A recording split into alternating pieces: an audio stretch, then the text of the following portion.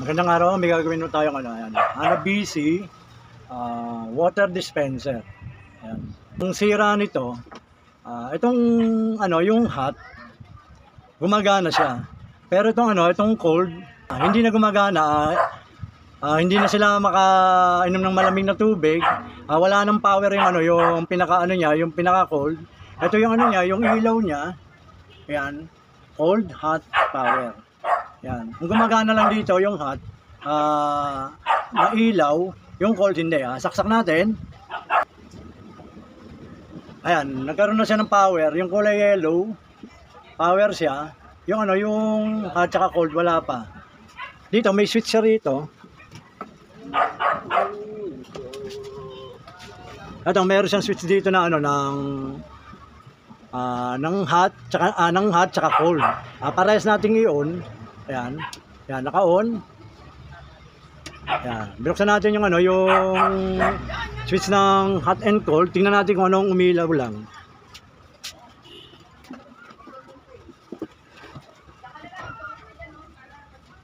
Bale, ang gumana lang na ilaw, yung hot niya. Pero yung cold wala. Kahit binuksan na natin yung switch, wala pa rin power yung cold. Kaya ang titingnan natin dito, yung mga niya, yung contact switch niya rito, yung pinindot natin, tsaka yung ibang piyesa ng ng parte ng cold sa may compressor niya. Tingnan natin kung anong problema nun. Baklasin natin para malaman natin kung anong sira.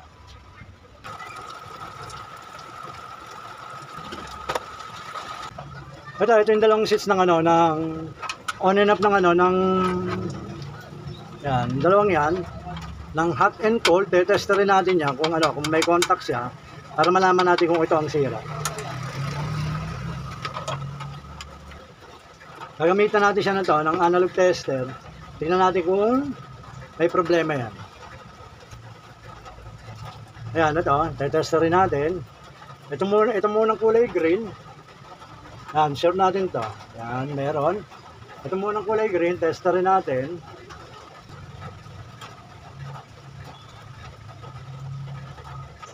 Off natin, on. Ayun, gumagana.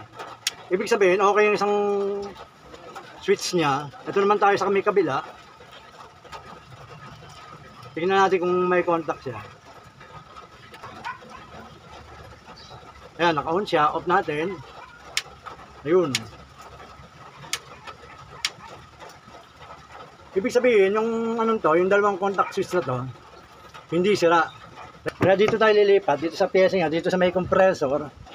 Ayan, dito, titingnan natin kung may problema to. Kasi okay naman yung yung pinaka-contact switch niya. Kaya dito naman tayo. Hanapin natin kung saan kung saan nagloloko.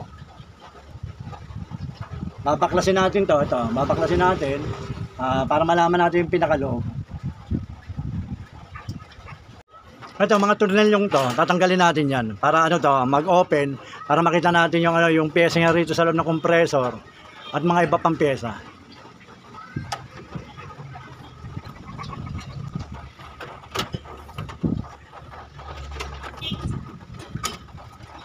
Yan, inopen na natin itong itong likod ng ito yung pinaka-condenser ng ng cold.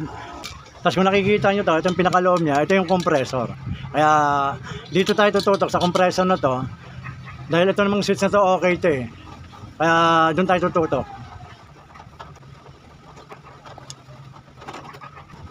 Ito, kung mapapansin nyo to, may takip na to, may nakalagay siyang may nakasulat siyang cold thermostat. Don't adjust. Ibig sabihin, ito yung pinaka niya, yung thermostat ng cold para ang niya, yung lamig niya, yung compressor niya, yung compressor niya gumana. Kaya ito, titingnan din natin. Tetesterin din natin yung yung pinaka paa niya rito, yung dalawang to. Yan. Tetesterin natin, titingnan natin kung open siya o may contact pa. Yan, tututukan din natin yan. Tanggalin natin itong pinaka sealed. Ayan, may ikot siya rito. Yan. Bago natin ito iikot, muna natin ito, tetesterin natin. Itong dalawang paa ng ng thermostat. Tingnan natin kung may problema siya, kung may sira siya. Ayan, nakakontak siya sa dalawang paa. Ngayon, iikutin natin itong yung pinakabilog niya rito. Ayan ah. Ikot natin.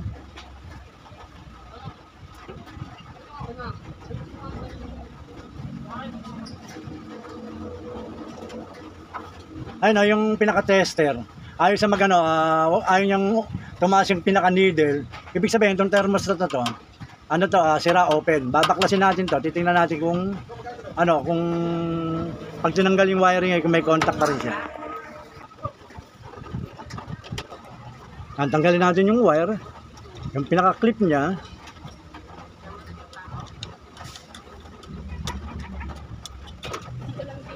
Itong anong to, yung pinaka ano niya, yung pinaka wire niya rito, ito yung pinaka sensitive niya.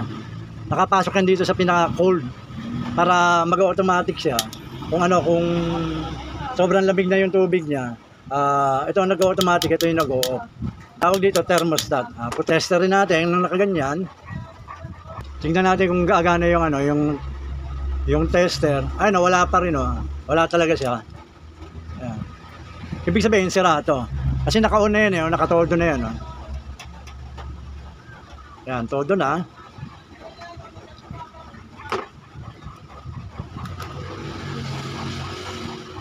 Testerin ulit natin. Ayun wala na siya, open na siya. Ito ang papalitan natin. At para gumana itong ano, yung pinaka-compressor niya. Ito yung compressor niya, yan. Yan, gumana na ulit. Kasi ito mahalaga to eh. Ito yung pinaka-temperature niya eh. Para sa cold. Yan, pinutol ko na to. Yan. Pero ito, yung ano, yung bago nito, mahaba itong ano, itong pinaka-ano niya, yung pinaka-sensitive na wire para sa ano dito sa thermostat ito. Ito ang kukunin natin, titingnan natin kung pag pinalitan natin to, magkakaroon na uli ng power yung cold niya. Ito, meron ako ito. Ito yung bago, ito yung luma. Ngayon, tetesterin natin yung ano, yung bago. Ito, titingnan natin kung may contact siya dito sa dalawang ano niya, terminal. Yan.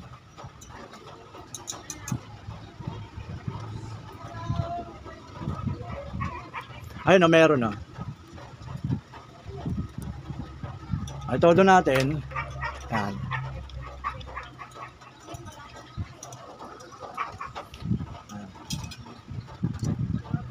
May contact siya.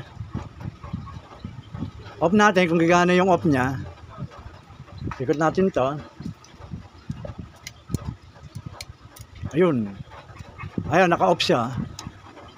Wala siyang contact. I-on natin. Yun, meron. Ibig sabihin ito, okay to. Ayan, ganyan talaga yung ano, kailangan may ano siya, may contact siya kasi ano to eh, switch din to ng ano ng cold. Ayan. Hindi katulad nito.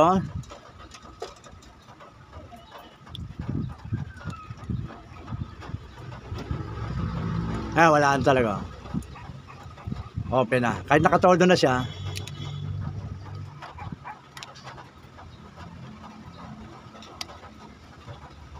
Nakatoldo na siya. Pag tinester mo uli,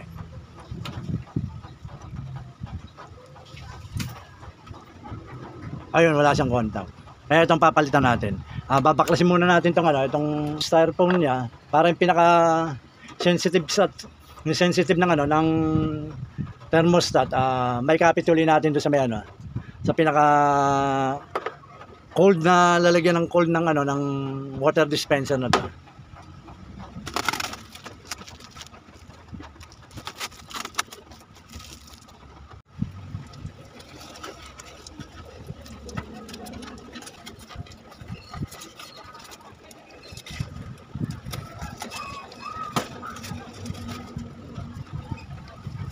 Ito yung ano, yung pondohan ng ano ng cold. Yung sa ibabaw niyan, ano yan, yung galing dito sa may ano, sa mineral water. Tapos hanggang dito lang yung ano, yung mineral water. Pag bumaba na siya, sa cold na siya, ito cold. Tapos kapag ano, yung sa hot naman, ito yung ano, yung pondohan niya, ito. Para uminit yung ano, yung sa kabilang side, sa hot, ito yung pondohan. Tapos ito naman yung sa cold. Bali ang gagawin natin dito, ito, lalagyan natin yung ano, yung ito yung thermostat na to. Yung pinakadulo nito, ito yung sensitive niya para sa lamig. Ipapasok natin dito siya sa ano, sa ilalim. Kasi ito yung ano niya, yung dati, ayan oh. Ayan. Doon siya nakalagay sa ilalim. Kaya ang gagawin natin, ito naman ang ilalagay natin sa ano, sa ilalim. Karugtong yan dito sa switch ng thermostat yan.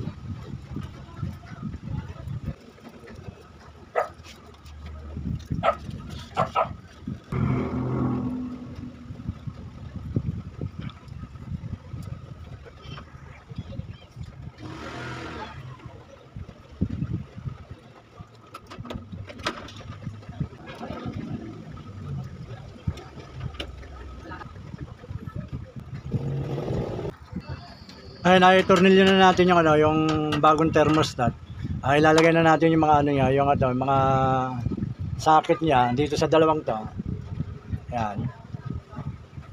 Titingnan natin kung ano na siya, gagana na siya.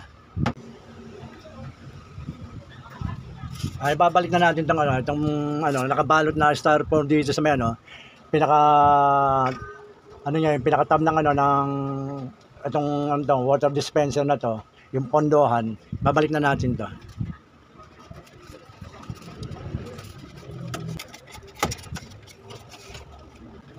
Ngayon, ang gagawin natin, lalagyan ulit natin siya ng ano, ng package tape na bago.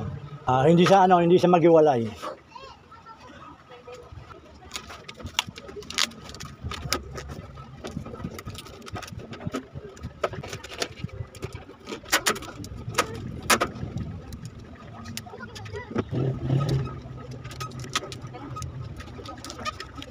Ayan, nabalutan na natin ng ano, package tape uli. Gagawin natin ito, babalik na natin dito sa mga contact niya rito sa may ano, dito sa may thermostat. Itong wiring na to. Tapos ito, yung ano, yung isang linya niya. Ito, isang linya niya galing dito sa may switch.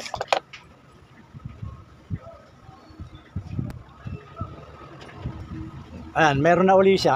Ang gagawin natin ngayon, i-assemble na natin to. Itong water dispenser na to. Titingnan natin ngayon kung magkakaroon na uli ng ano, ng ilaw yung cold at kung lalamig na yung tubig na ano na ilalagay.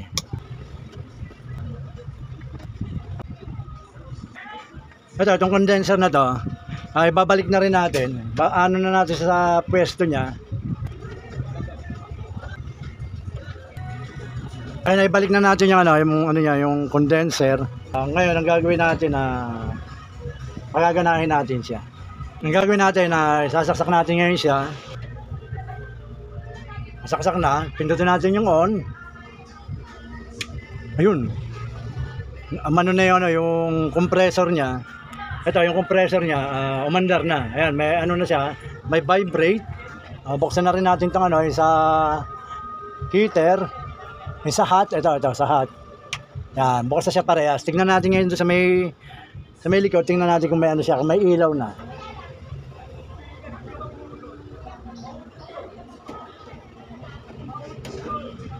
Ayun, parehas ng may ilaw. Yung kulay green niya, meron na. Yung red, yung hot, meron na. Ito, power to, yung dilaw na to. Yung green sa cold yan. Itong red sa hot, ito, yung power naman niya. Meron na siyang ano, pumapasok na kuryente rito sa may anong to. Kaya nagagawin natin,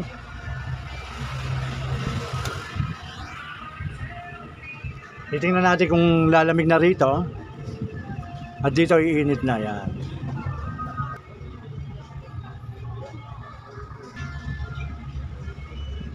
Ito, ano natin sa may cold. Ay, malamig-lamig na yung tubig dito. Hindi na katulad dati na wala silang nakukuha ang lamig dito. Yan. Yan, malamig na. Tapos dito, ayun, mainit na rin. Yan, okay na. Kasi itong anong to, itong dalawang ilaw na to, yan, yung green na yan, ano yan, ilaw yan na kapag umaandar yung ano, yung cold niya, yung compressor ng motor para sa cold. Ito namang red para sa hot. Kapag gumagana yan, ibig sabihin, ano yan, mainit yung tubig. Tapos kapag nawala na yan, pag nawala yung pulang yan, ibig sabihin nag-automatic na siya, ano, sobrang init na niya. Tapos ito namang cold, kapag nawala na yung ano yan, yung ilaw na green, ibig sabihin sobrang lamig na ng tubig. Ang trabaho niyang ganyan eh. Ano siya rito para yung sensitive ng ano niya, ng mga thermostat niya, kahit dito sa heater, yung pinaka thermodis niya naman dito sa heater, thermodis, itong sa may cold, ano siya, thermostat. Yan, yung dalawang yan, kapag sobrang lamig na o kaya sobrang init, nag-automatic yan, nawawala yung mga ilaw na yan. Yan, yan ang trabaho niya. Bali, ang naging problema lang talaga nito, itong sa thermostat ng ano, ng cold, open na, kaya hindi na magamit, ang gumagana na lang itong hot. Ngayon, meron na siyang ilaw, ibig sabihin, gumagana na uli yung thermostat niya kasi pinalitan natin ng bago. Sige po, maraming po salamat sa panonood. Basta watch, share, and subscribe lang po kayo sa ginagawa ko para at least lahat na nasusubaybay. Sige po, maraming po salamat.